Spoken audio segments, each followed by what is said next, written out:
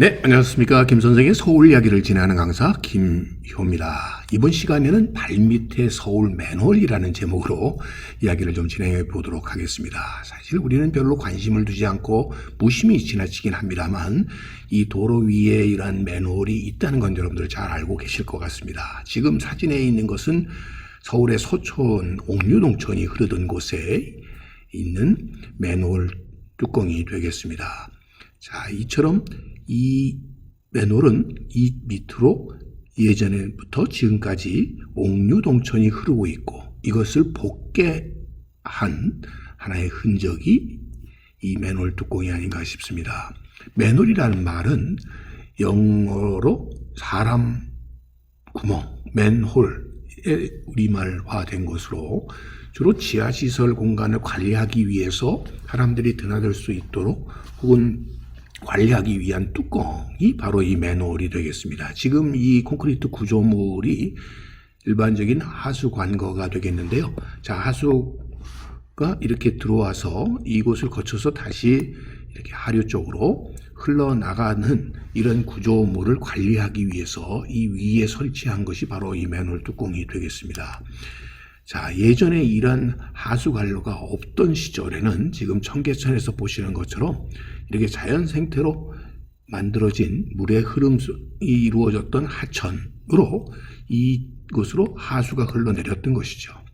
자, 이렇게 100년 전에 청계천은 오염이 낮았을 때는 이렇게 빨래를 할 수 있었던, 애들도 놀 수 있었던 공간이었지만 점차 이거 서울에 거주하는 인구가 늘어나면서 오염도가 심해지다 보니까 이런 상태에서 빨래도 할 수 없을 뿐만 아니라 대단히 냄새도 많았었고 또 여차하면 이곳에 버려지는 쓰레기들에 의해서 점차 개천 바닥이 높아져서 이렇게 수시로 비가 조금만 와도 홍수가 일어나는 중요한 원인이 되었던 것이죠.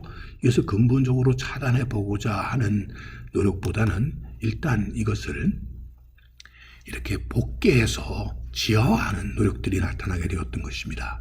자, 우리나라의 하수관로의 역사에 가장 시초로 이렇게 꼽고 있는 것은 대한제국의 황궁이 되었었던 덕수궁 내의 석축하수관거가 되겠습니다. 이것과 연결이 된 곳으로 이 적벽돌로 쌓아서 이렇게 원형 형태로 이루어졌던 하수관거가 현재 시청 앞에 지하에 여전히 그 기능을 하고 있는 것이 우리나라 최초의 하수관거로 이렇게 꼽고 있습니다.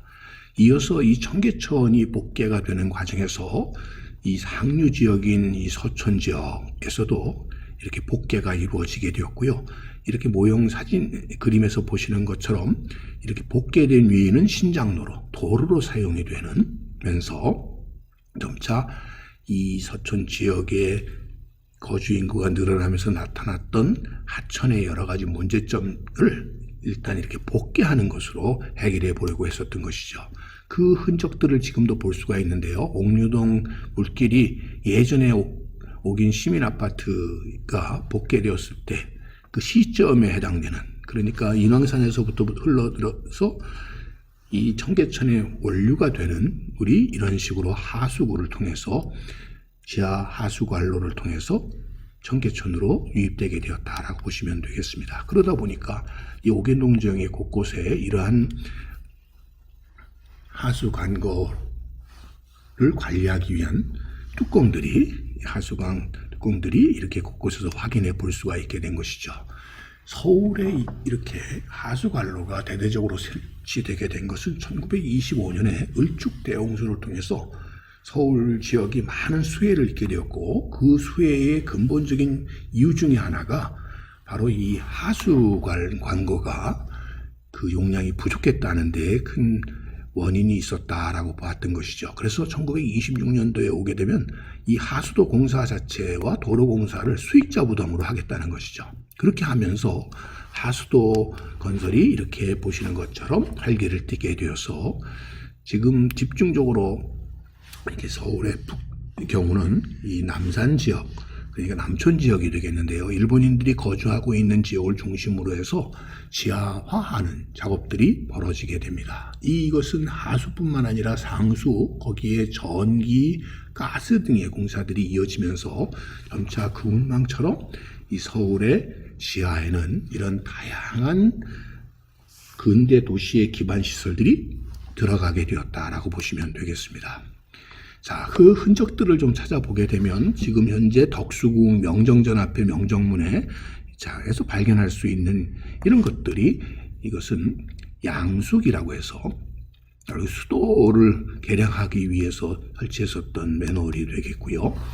예전 그 서울역, 지금은 문화역 284라고 전시공간으로 바뀌어진 곳의 앞에도 이런 맨홀을 볼 수가 있는데요. 자, 일반적으로 어떤 표시는 없습니다만 우수가, 즉 빗물들이 스며들 수 있도록 구멍에 뚫려 있는 형태와 테두리는 돌로 되어 있는 이런 맨홀을 확인해 볼 수가 있겠습니다. 자, 삼각지에 가게 되면 만초천이 유입이 되는 과정에서 나타났었던 그 지역의 지하 관거가 있다는 것을 통해서 확인해 볼 수 있는 이런 사각형의 대규모 지하 하수 관거로 들어갈 수 있는 이런 철판이 있는 것을 도로에서 확인해 볼 수가 있겠습니다. 즉 이런 맨홀이라든지 이런 시설을 보게 되면 결국 우리 눈에는 보이지 않지만 이 밑으로 하천이 흐른다든지 물이 흐르고 있다라는 증거가 되는 것이죠. 결국 이 서울의 지하세계로 들어갈 수 있는 하나의 통로가 맨홀이다, 이렇게 볼 수가 있겠습니다. 자, 홍계천 상류지역의 세금정 부분에 있는 맨홀이 되겠습니다. 자, 이런 것들 보더라면 자, 우리의 맨홀의 역사는 상당히 오래됐을 것이다, 이렇게 볼 수가 있겠는데요. 자, 여기 왕십리 로타리에서도 이런 오래된 덮개를 볼 수가 있는데 이렇게 네모 형태의 덮개, 일반적인 형태가 여기 어떤 마크가 새겨져 있는 걸 볼 수가 있습니다. 또 신문로, 지금 서울역사박물관 앞에서도 이런 둥근 맨홀에 마크가 이렇게 확인해 볼 수 있는데 서울 경자가 이렇게 새겨져 있는 모습을 볼 수가 있습니다.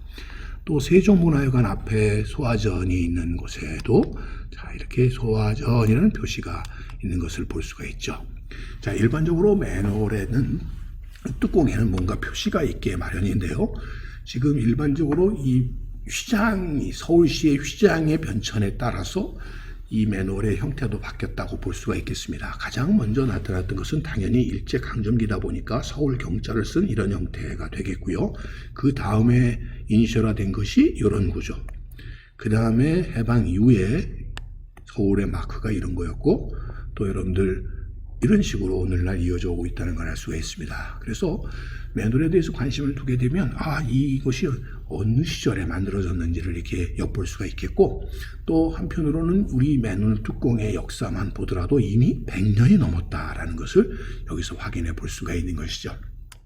자, 그런 의미에서 우리가 그냥 무심히 지나칠 수 있지만 이 도시에서 만날 수 있는, 혹은 도로에서 만날 수 있는 맨홀이라고 하는 것은 근대 도시의 가장 기반이 되는 이 상하수도, 가스, 전기, 통신 등의 지하 선로를 관리하는 이런 입구에 해당되는 것일 뿐만 아니라 지금 이 맨홀에서 보시는 것처럼 그 도시의 문화적 수준을 가늠해 볼 수 있는 하나의 중요한